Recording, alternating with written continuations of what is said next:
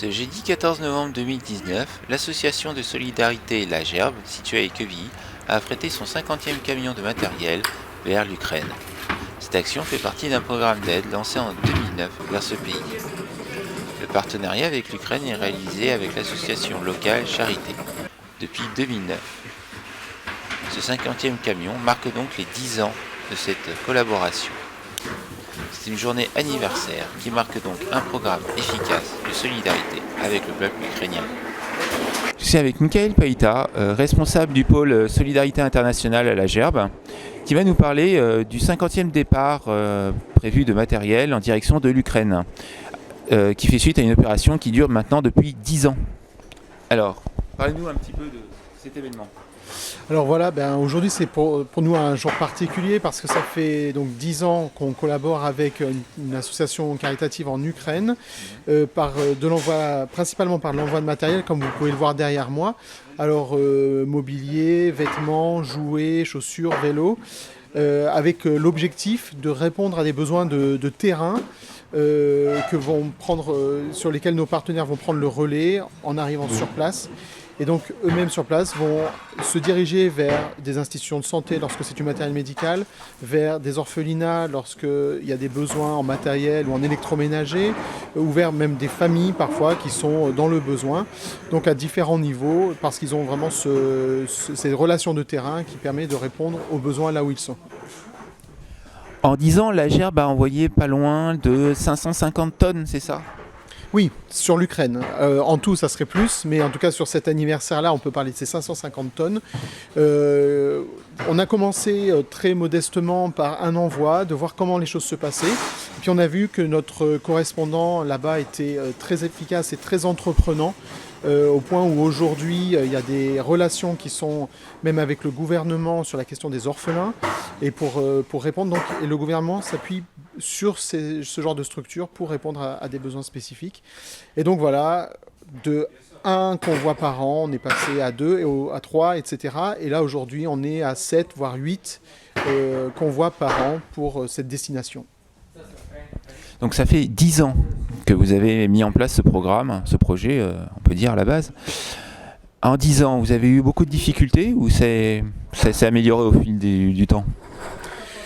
C'est exactement ça, ça s'est amélioré au fil du temps, mais ce qui veut dire qu'on a eu aussi des difficultés. Alors évidemment, il y a des questions de douane, et suivant les périodes, suivant les gouvernements, eh bien, l'administratif va suivre plus ou moins bien. Et donc là, il y a parfois des difficultés. On a eu à un moment donné des difficultés aussi pour des questions parfois de détournement de matériel, même de la part des douanes. Choses qui ont été plus le cas au début. Aujourd'hui, je dois dire que les choses se sont bien améliorées. Et puis, il faut dire aussi que nos correspondants, ayant ces relations privilégiées avec les pouvoirs publics, il y a des choses qui sont vraiment facilitées. Et on arrive maintenant systématiquement à trouver des solutions, même lorsqu'il y a parfois quelque chose qui a été envoyé, qui n'aurait pas dû être envoyé sur un élément qui a été oublié sur une liste, ça peut arriver aussi. Mais les correspondants arrivent à trouver des solutions et donc là on s'en sort, ça va. Tout ce matériel que vous envoyez, il vient d'où exactement ? Alors on va dire, 3 gisements différents. Le premier, c'est les particuliers. On est de plus en plus connus dans les Yvelines et autour. Les personnes ont besoin d'endroits où donner leurs affaires qu'ils n'utilisent plus mais qui sont encore utilisables. Le deuxième, ça va être les entreprises, mobilier, etc. Et puis le troisième, ça va être les institutions de santé. Qui, lorsqu'ils déclassent du matériel, mais il y a souvent du matériel qui est en très bon état encore, et qui est peut-être plus utilisé ici en France, mais qui trouve vraiment acquéreur. Il y a des grands besoins, et on est très très heureux lorsqu'il y a des structures de santé qui nous contactent, ou bien nous-mêmes on va les contacter pour les solliciter sur la question. La Gerbe est aussi une association qui aide beaucoup au niveau de l'insertion. Oui.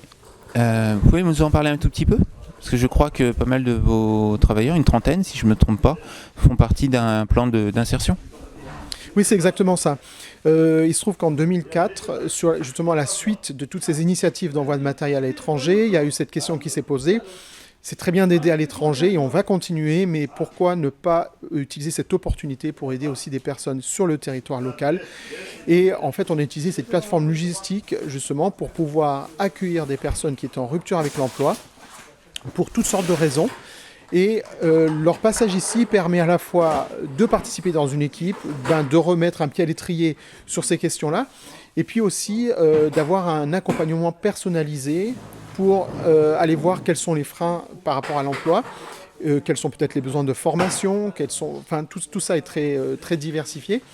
Et donc on a une belle conjugaison entre ces deux aspects de solidarité internationale et donc de solidarité locale par rapport au marché de l'emploi ici. Le prochain départ après celui-ci, ce sera pour quand à peu près? Vous savez déjà? Oui, là ça va être soit la toute fin novembre, soit tout début décembre. En fait, le prochain départ sera pour la Roumanie et avant Noël, il y aura probablement encore un départ pour l'Ukraine. Merci beaucoup pour toutes ces précisions. Et on attend le camion alors pour le départ. Voilà, il devrait arriver incessamment. Merci beaucoup.